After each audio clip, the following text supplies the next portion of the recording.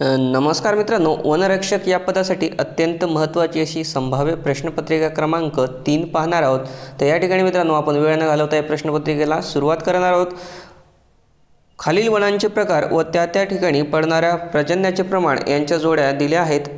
त्यांपैकी कोणत्या जोड्या बरोबर आहेत? तर या ठिकाणी मित्रांनो पर्याय क्रमांक ड 1, 2, 3 व 4 चारही जोड्या बरोबर आहेत। काटेरी वृक्षांची वने आणि त्या ठिकाणी पर्जन्य म्हणजे पाऊस पडतो 50 सेंटीमीटरपेक्षा कमी।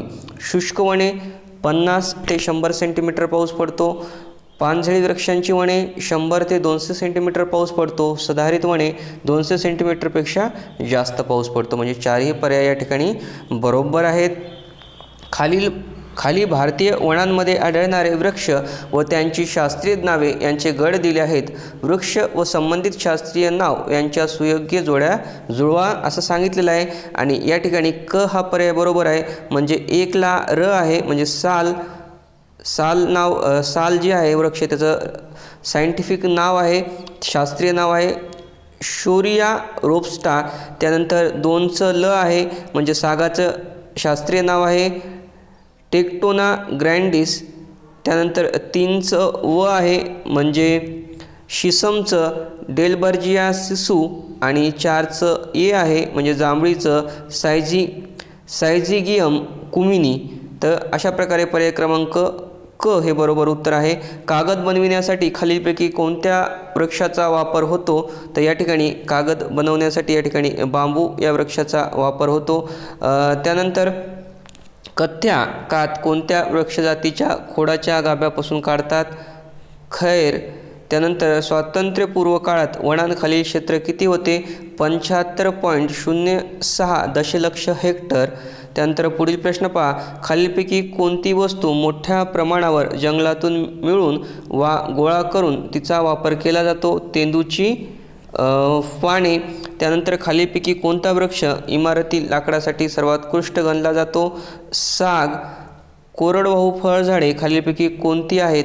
तर सीताफळ, चिंचकवट, आवळा, बोर। वरीलपैकी सर्व, म्हणजे ही सर्व तिन्ही फळं ही कोरडवाहू फळझाडे म्हणून ओळखली जातात। खालील स्पष्टीकरण वाचून योग्य उत्तर लिहा। तर या ठिकाणी विधान 1 आणि विधान 2 हे बरोबर आहेत। विधान 2 हे विधान 1चे योग्य कारण आहे, म्हणजे महाराष्ट्रात सर्वात दाट जंगल गडचिरोली जिल्ह्यामध्ये आहे, बरोबर आहे। आणि त्याचं कारण आहे तिथे बराच पाऊस पडतो आणि लोकसंख्या खूप कमी आहे, विरळ आहे। सुबाबूळ ही कोणत्या देशातील मूळ वनस्पती आहे? तर ती दक्षिण मेक्सिको या देशाची मूळ वनस्पती आहे। औषधी आणि सुगंधी द्रव्ये तयार करण्यासाठी कोणत्या जातीचे गवत वापरतात? रोशा। हे वन्य प्राण्यांसाठीच्या राष्ट्रीय मंडळाचे अध्यक्ष आहेत नरेंद्र मोदी। त्यानंतर महाराष्ट्रातील निरनिराळ्या वन उत्पादनांचा विचार करता सर्वाधिक उत्पन्न मिळवून देणारे वन खालीलपैकी कोणतं आहे वन? तर इमारती लाकूड आहे। त्यानंतर कोणत्या वृक्षांपासून लाख तयार केली जाते? कुसुम। सागाची लागवड कोणत्या पद्धतीने करतात? स्टंप खुंटा पद्धतीने। त्यानंतर खारफुटी वनांच्या संदर्भात खालीलपैकी कोणते विधान चुकीचे आहे?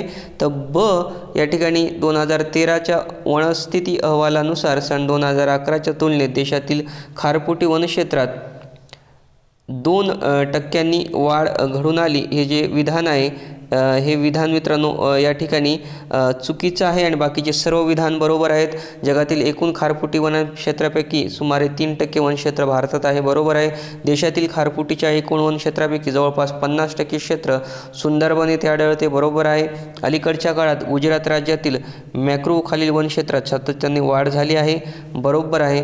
त्यानंतर 42वा प्रश्न पहा, शहरीकरण, औद्योगिकरण आणि शेतीच्या वाढीमुळे खालीलपैकी कोणाच्या नैसर्गिक मूलस्थानांना नाश होतो? या ठिकाणी वन्यजीव याचं उत्तर येतं मित्रांनो वन्यजीव।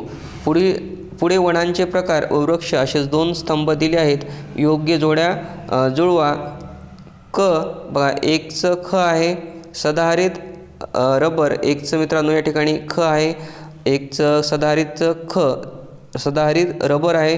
त्यानंतर 2चं ग आहे पानझडी साग आहे, 3चं क म्हणजे काटेरी बाबूळ आहे आणि समुद्राकाठची कचं 4चं घ म्हणजे या ठिकाणी मित्रांनो समुद्राकाठची जी आहेत तर ग आहे म्हणजे खारफुटी, ज्याला आपण समुद्राकाठची वनंसुद्धा म्हणतो.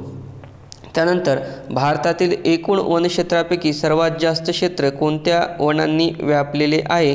तर विषुववृत्तीय कोरडी पानझडी वने या वनांनी एकूण वनक्षेत्रापैकी सर्वात जास्त वन हे भारतातल्या वनांनी, म्हणजे भारतात सगळ्यात जास्त वन जे आहे त्याच्या सर्वात जास्त क्षेत्र जे आहे ते विषुववृत्तीय कोरडी पानझडी वनांचं आहे.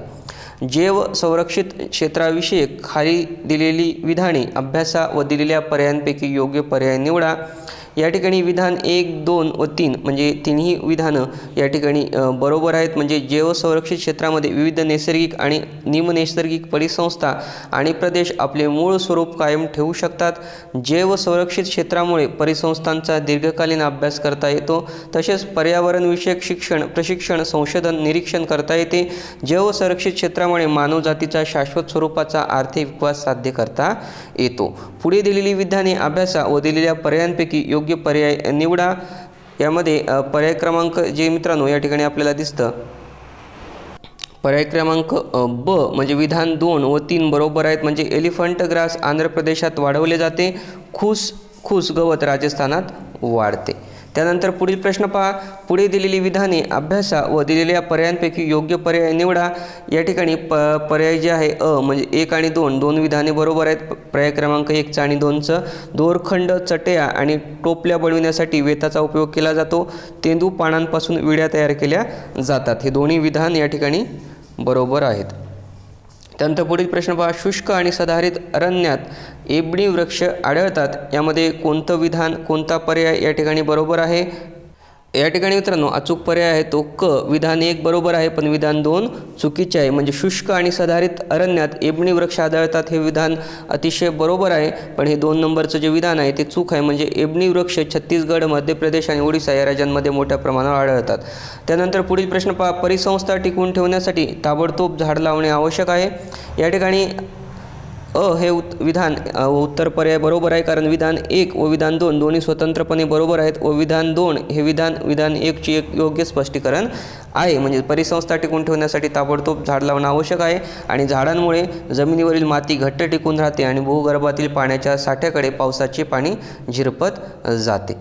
त्यानंतर मित्रांनो पुढील प्रश्न पाहायचा आहे. पुढील विधाने अभ्यासा व दिलेल्या पर्यायापैकी योग्य पर्याय निवडा. तर या ठिकाणी पर्याय क्रमांक अ हा बरोबर आहे. म्हणजे 1, 2 व 3 विधाने बरोबर आहेत. सरकारच्या पर्यवेक्षणाखालील वनांना आरक्षित वने म्हणतात. काही वने सरकार पाहते पण तेथील लाकूड लोकांना घेता येते, अशी वने संरक्षित समजली जातात. एकूण वनांच्या 1% वने खाजगी मालकीचे आहेत. म्हणजे हे तिन्ही विधान या ठिकाणी बरोबर आहेत. त्यानंतर बघा. सामाजिक वनीकरणाविषयी पुढीलपैकी कोणती गोष्ट खरी आहे? तर या ठिकाणी ब हे जे पर्याय आहे ह्याचं विधान बरोबर आहे. सामाजिक वने हे सरकारी जमिनींवर वाढवली जातात हे विधान अतिशय या ठिकाणी बरोबर आहे. आणि मित्रांनो अशा प्रकारे आपण सराव त्याचप्रमाणे संभाव्य प्रश्नपत्रिका 3 या ठिकाणी पाहिली. मित्रांनो आपल्याला आणखी काही करेक्शन्स, काही सजेशन्स आपल्या मनात असतील प्लीज कमेंट्समध्ये लिहा, त्याप्रमाणे मी व्हिडिओमध्ये चेंजेस करेल. व्हिडिओला लाईक व शेअर करायला विसरू नका. आणि मित्रांनो वनरक्षक या पदाच्या संपूर्ण व परिपूर्ण तयारीसाठी, अपडेटसाठी आपल्या चॅनलला सबस्क्राईब करायला विसरू नका. बाय. जय हिंद, जय महाराष्ट्र.